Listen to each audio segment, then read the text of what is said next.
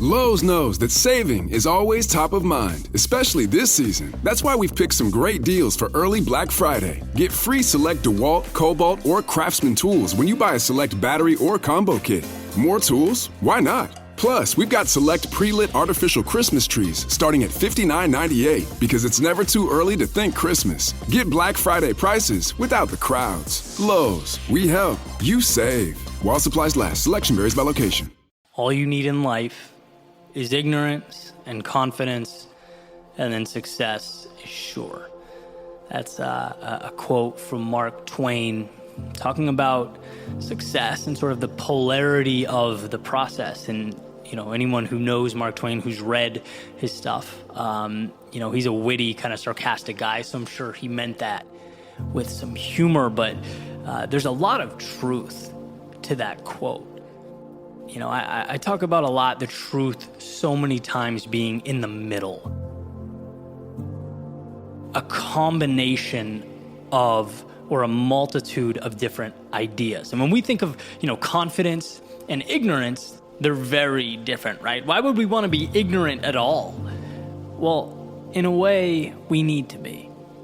And let me explain why. Ignorant in the sense that we need to be willfully dismissive of the things that are not conducive to our success, to our growth. We need to build walls, mental walls that stand between what's good for us and what's not. You know, the odds, for example, don't do anything to help us get where we need to go. The negativity, the doubt from others don't push us forward at all. The self-talk reminding us that, hey, we've tried this before and we've failed before. Remember that one time you gave this a shot and it didn't work out? That's going to happen again. All that stuff, it needs to be drowned out. Again, a willful ignorance of the odds, coupled with confidence, understanding that the road before us will be difficult. We won't understand it. We won't get it all. It will be far from perfect. But none of those things matter to someone who's willing to adapt along the way, right? It's like the ultimate trump card. If the world's going to throw things at you, but you're willing to adapt and continue forward, then it really doesn't matter in the grand scheme of things. Because again, you don't need the straightest path. You don't need perfection. You need to believe and be confident in your ability to rearrange the pieces as they come. And that's why I love that quote. It is a reminder. We need to be ignorant and confident. You can be too self-aware. You can be too, overly analytical. There is a middle ground there that I think is incredible. And I got an email today that was kind of documenting in a few sentences some recent success stories where people were completely oblivious, completely disregarded the negative feedback the world was giving them, right? So for example, Jack Canfield, his idea of 100 short motivational stories in one book, Chicken Soup for the Soul, was turned down by something like 130 publishers. There's a willful ignorance and certainly a confidence there. Howard Schultz, looking to start Starbucks. He tried to get a loan or secure a loan that he needed for the company, like over 200 times was turned down for this loan, but kept looking. I think it was number 242 that said yes, that finally gave him the green light. Mentioned Walt Disney, who was fired for not being creative, tries to make it in Hollywood, has a rough start there. And you just can't help but think, like particularly with Walt Disney, right? He's trying to sell an idea of a mouse that moves and walks like a human being. That can get you $1 billion or it can get you in an insane asylum, right? It's very hard to sell that.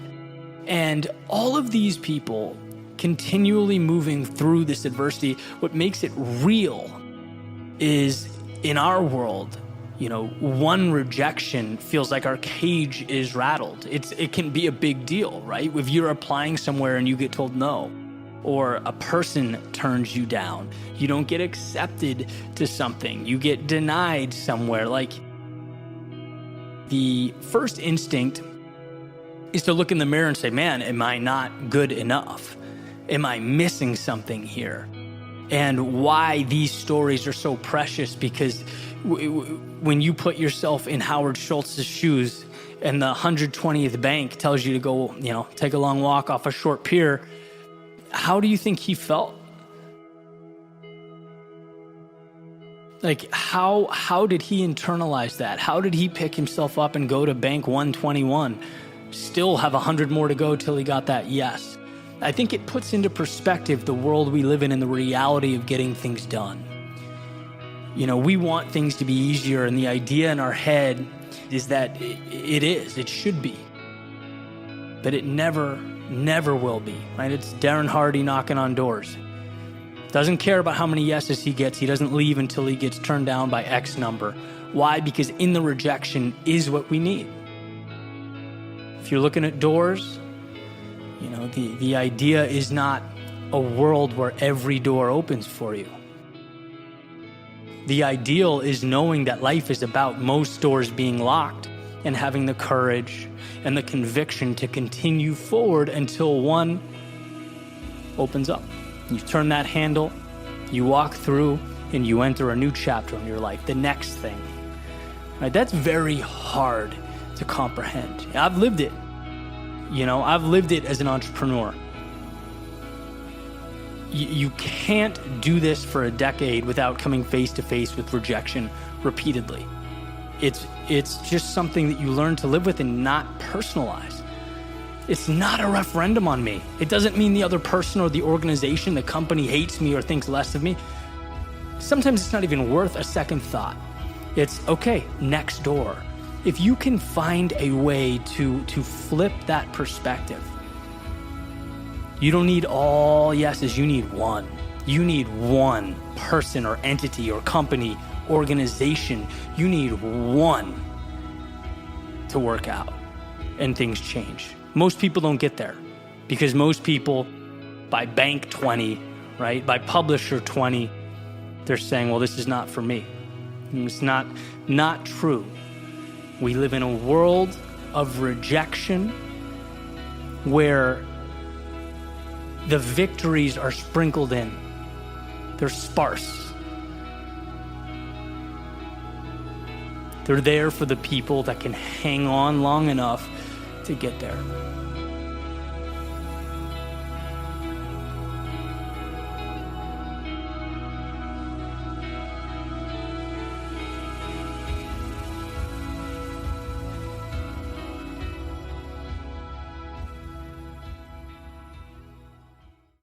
There's a quote attributed to Seneca that states, "No man is more unhappy than he who never faces adversity, for he is not permitted to prove himself." Meaning, it's in pursuing the difficult thing that we obtain meaning, recognition, that we prove ourselves. But prove ourselves to whom? This is the same Seneca who famously stated that we suffer more in imagination than we do in reality. That he is most powerful who has power over himself. And that's one of the beautiful things about Stoicism. It makes us ask a very simple but often overlooked question: who's really the adversary here? Who's the opposition we're dealing with as we fight our battles? What is it that must be transformed? Is it the outside world? Or the way our eyes view the outside world? What's really holding us back? The circumstances? Or our own personal thoughts about the circumstances? And I think this is where we misunderstand the challenges before us. I want to delve into this power of perspective to explain that we are the gatekeepers between ourselves in our ideal lives. And very often we do a good job of ensuring that gate stays closed. We sabotage our own goals, our own dreams, our own happiness, while simultaneously pointing the finger at a million externalities. See, when we look at the difficulties of life, and there's no doubt that life can be a very difficult thing, it's easy to look at the world as this binary playing field, right? Me versus the world. And in fact, we often visualize the world as the enemy pushing back against us, as if its motives were counter to ours. But so many of these narratives, these stories, they actually say nothing about the outside world. And when we look deeper, it becomes apparent that they actually say a whole lot more about us. It's the one viewing that gets to decipher what the circumstance means. And so all narratives are reflections of the observer. Jim Rohn used to tell a story about two brothers who had an alcoholic father. He'd come home drunk, he'd abuse his sons. They had a terrible childhood. And as they each grew up and had families of their own, their paths kind of diverged, right? One became abusive, and the other was kind and loving and caring. And when confronted, the now abusive brother stated, "Well, look, how can you blame me? Don't you see how I was raised?" But the kind, loving, and caring brother stated, "Of course I'm like this. I could never put my family through what I went through as a child." Same circumstances, different lenses, interpretations, which means different real-world result. And the idea here is to emphasize how one of the most important abilities a human being possesses is the ability to interpret the world around him. I think of us as subjects navigating a world of objects, as though the things around us don't have meaning until we place meaning upon them. That's what humans do. Create narratives out of objects. And that often overlooked, seemingly insignificant ability places a lot of power in our hands.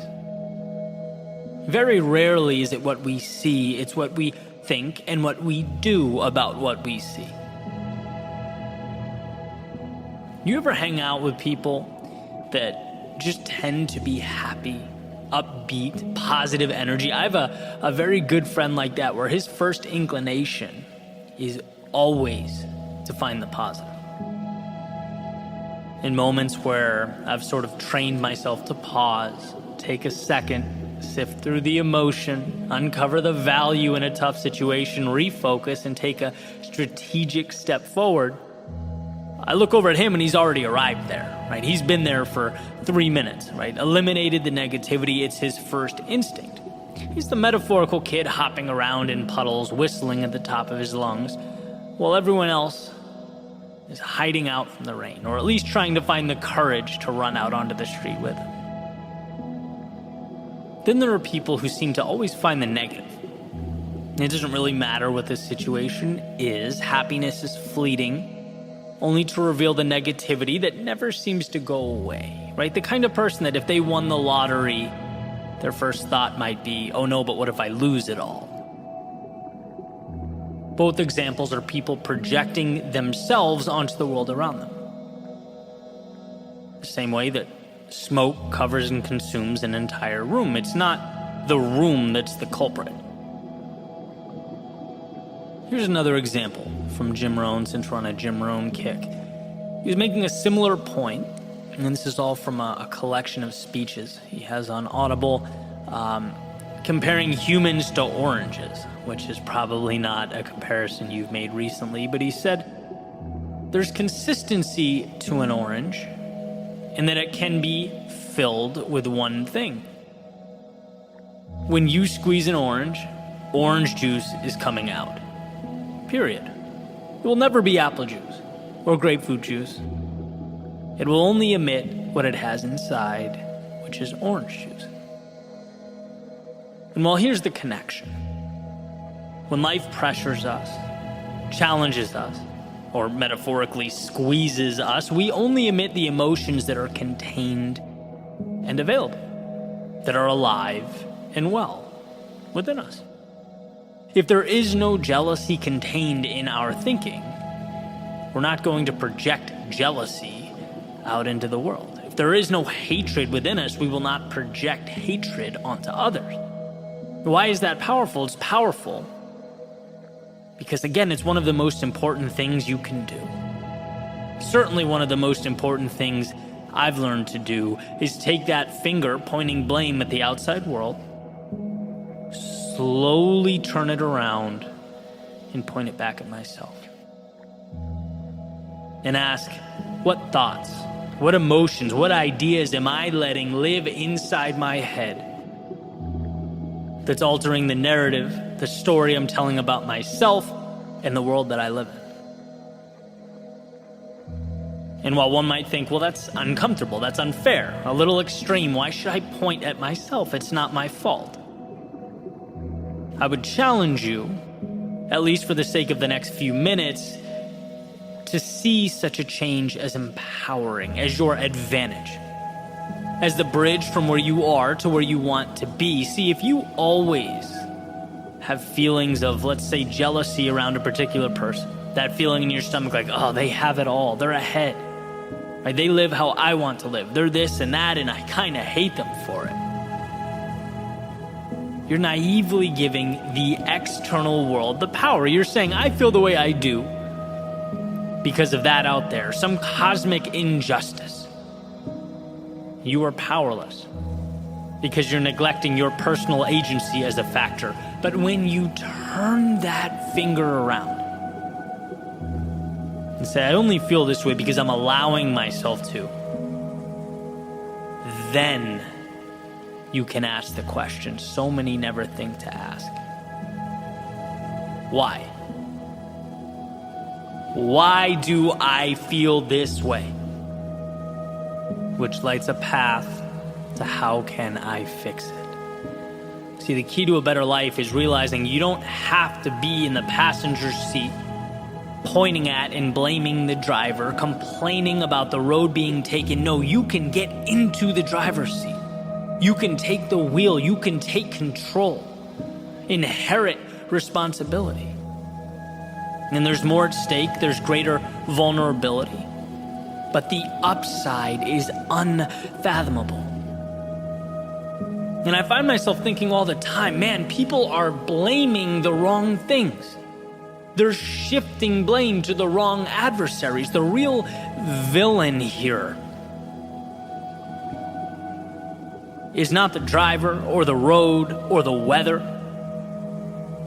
The real villain is the voice in your head pleading with you not to take the wheel. Pleading with you to ride shotgun and complain as the world passes you by. And of course, it makes sense to qualify that with the inevitability that there are some things placed upon us that are just bigger than us, that we can't control. And you can make a list however long you want to. Natural disasters, decisions and actions of others, health problems. We don't often get to choose the landscape. So as the Stoics would say, understand that. Understand what you can't control and what you can. Because the beauty is that you can control how you navigate that landscape, and that is power. That is what makes the difference.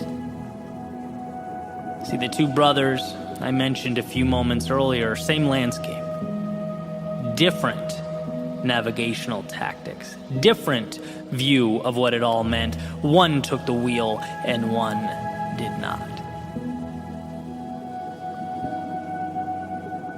So that Seneca quote that states, no man is more unhappy than he who never faces adversity, for he is not permitted to prove himself. Well, it's perfectly clear, as far as I'm concerned. The question is not whether or not to face adversity. I think we all understand that. What I hope we take from today is a better understanding of what the true adversity is. A better understanding of the fact that in front of us there is always an answer, a key to every lock. Some people just don't think to look. They're so busy peering around every corner for external enemies and scapegoats that they don't give themselves permission to succeed. Maybe unfortunate, but it's true. You can hit the bullseye over and over again. But if it's the wrong target, it won't do much for you. You might as well have missed by 50 feet. And I think that is what we overlook. You can't always fix the outside world. You can't change the unchangeable, but you can always change yourself. You can always fix you. As Tolstoy said, everyone wants to change the world, but no one thinks of changing himself. You're capable of being both your greatest adversary and ally, so choose wisely. Because the world around you will do nothing more than respond accordingly to your decision.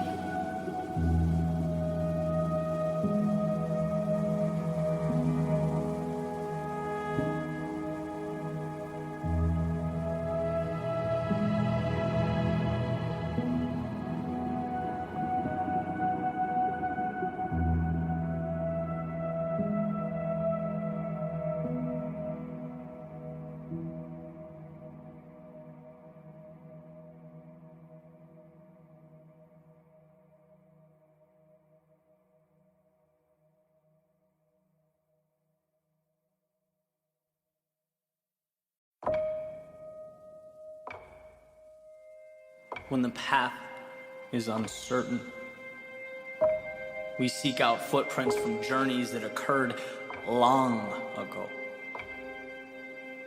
Opinions from people who know no better than us. We look for things that can't be given, but must be made. I once heard Charlie Munger say that we are our own experiment. Life is the extraordinary, arranged in infinite pieces and placed inside a box, waiting for us to uncover and unfold parts that contain no meaning until we place meaning upon them. And the danger of looking externally for answers is that no one knows you better than you. Life is a playground, an experiment, a place to try new things, push boundaries, build, fail, and ultimately build again. This is the process from which we see what we're made of, who we really are, uncover what the best book, the most intelligent being on the planet can't give to you. It's where you learn that wandering is not the same as lost.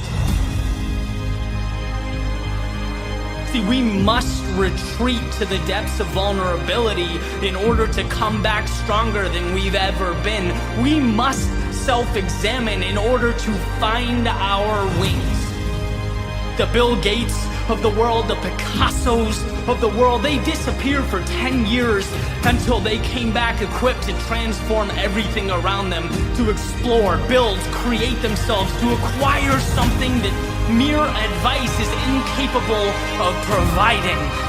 Don't deprive yourself of that because of the pressures right now. See, when we realize that falling 10 times brings us contentment on the 11th, falling is nothing to be ashamed of, it's something to be sought out. By falling, I learn to succeed. By losing, I learn to win. By looking like the fool, I learn to lead. By wandering off the paved road, I created the map from my soul to where I was meant to be.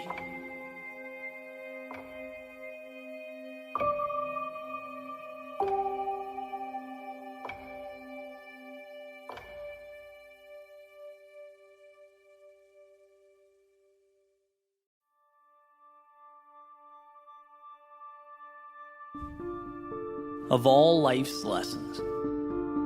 It's my relationship with what it means to suffer that's transformed my reality. Something that's learned, not unlike one's ability to read or write. An understanding that unlocks the door to fulfillment. Nietzsche says, to live is to suffer, to survive is to find meaning in the suffering. Dostoevsky says pain and suffering are always inevitable for a large intelligence and deep heart. The really great men must, I think, have great sadness on earth. Helen Keller says, although the world is full of suffering, it's also full of the overcoming of it. Our problem is not that we suffer. Our problem is that we don't know how to perceive it when it inevitably arrives. We are taught that it's synonymous with a giant street sign saying wrong way. We're taught that the perfect life is free of its grasp. It's why when suffering does arrive, we're so inclined to run from it. I reference my experience as a D1 rower often, not because I stood out or even really because of my love for the sport. I reference it because it is the point in my life when I learned to suffer. When I learned what I could put my body through, my mind through, and see that like all things, discomfort simply ends, and life is different on the other side. That's why I talk about waking up to go to the gym in the morning when it's still dark in the middle of winter, the practices that made me throw up, having 3 exams, 2 papers, but thinking about a 2K test. Because part of me couldn't believe I was doing it, because up until that point in my life, I would have simply said no.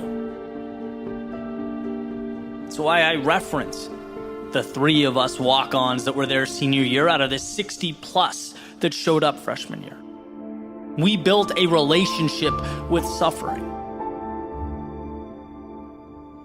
You understand what opens up to you when you agree to, for a moment in time, walk through those flames of hell. It's not a trick or a complex formula. It's just taking yourself to places most haven't learned to go. Not because they can't, but because they haven't learned.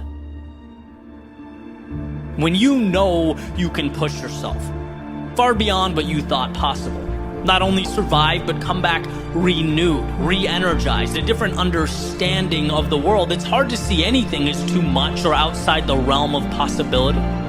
In my personal life, I can make difficult decisions. In my professional life, I can sit down and write when I don't want to. When I feel like I can't, I can take on projects that scare me, that take me so far outside my comfort zone, my ceilings have no choice but to become floors. You elevate yourself with each yes. Gustave Lanson says, there is no art without commitment and suffering. That is not a demon to be avoided. It's truly the beginning of everything. Jocko, he says, discipline equals freedom. Well, what is discipline? If not one's ability to accept and harness suffering, to teach yourself not to step back, but forward into it, into the chaos, into the disarray. That's where our lives are assembled. It's where we are made. And so my message is where you would once say no, dare to say yes. Even if it's a footstep, a moment, one toe in the water, teach yourself that the very discomfort you've been running away from, that most run away from, will be the reason your life transforms. Change isn't a miracle. It's a decision.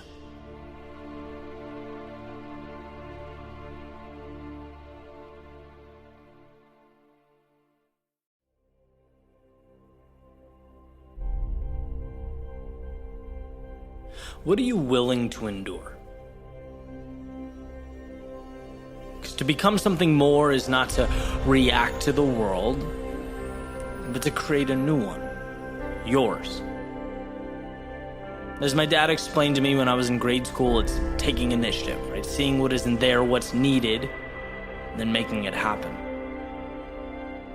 And while the setting certainly changed, the situation is no longer about helping around the house so I could go to the concert with my friends. Right now, as we get older, our world seems to get bigger along with us. The stakes are higher. Now it's everything I see when I open the blinds and I look out that window. It's all there. And we can have as little or as much of that as we want. But what we receive will always be directly proportional to what we're willing to endure, to how long we push forward before results arrive, how long we can carry on with the sole company of our beliefs. It's about Bezos packaging and delivering his own books from a garage. Right? Knowing it's not about today, it's about tomorrow if he can just hang on, if he can just endure. It's Tony Robbins with $20 in his bank account, knowing that has no reflection on him or what he's capable of if he can just hang on, just keep pushing. It's not that they had the ability to bring their dreams to life. A lot of people do. They had more. They had patience. They had the discipline, right, to remain calm and collected. That's nerve-wracking. That can be unsettling. They had the ability to be focused, to remove all the noise around them, the doubt that stops people before that desired payout is achieved. And one of my favorite ways to look at this concept of growth is a little anecdote about lily pads in a pond. And basically it's posed as a question, right? So the lily pads in this pond double in size every day. And by day 30, the pond is completely covered in lily pads. So then what day is it half covered? Like, that's the question. A lot of people, instinctually, they say, oh, okay, day 30, half of 30 is 15. So on day 15, it was half covered, but that's wrong. They're doubling every day, which means the pond wasn't half covered until day 29 and only a quarter covered on day 28. And the reason that's important is because that means on day 1 through 27, those lily pads were growing, they were working, they were moving, yet they occupied less than a quarter of that pond. All that work for a result that was barely visible. And then at the very end, right, the payout becomes exponential, and that's what success is. That's what it means to pursue anything of significance. It's days, months, years of unrecognized work, of marching forward, covering ground when no one knows or cares or believes except you. That visualization is your sweet spot, but like we all know, easier said than done, right? This is an incredibly challenging thing because we get impatient and our pride starts to hurt. We become tempted to jump to something different or easier. We don't hang on long enough to hit day 28 or 29 or 30. When things really start to evolve. It's like James Clear's metaphor in Atomic Habits, right? Where you have an ice cube sitting in a room and it's freezing and you start slowly shifting the temperature up. You don't see anything going on with the ice cube. Not until you hit that 32-degree mark. But there are things happening when it goes from 26 to 27 degrees and 27 to 28 and 28 to 29. Those little molecules are moving and bouncing around. But then boom, suddenly it hits that mark and it changes rapidly right in front of you. But that's why this single shift in perspective changes everything. It's not about right now. You're doing this for the exponential growth to come. You're believing, you're laying the groundwork. To what I call the overnight success period. When the world finally recognizes and goes, who is this? Wow, that was quick. Maybe they have no idea about, day 1 through 27. They don't know about the effort and the mental gymnastics. They don't know how many times you had to talk yourself out of quitting or out of rationalizing a day off. They just don't know the road you took to get there, and that's fine. In fact, that's the beauty of it all. You not only saw it first, but you brought something beautiful to life. By enduring turmoil, by navigating discomfort and chaos, you have become the maker of a new universe. Your universe. Because you stood there, because when others would have ran, turned back, you endured.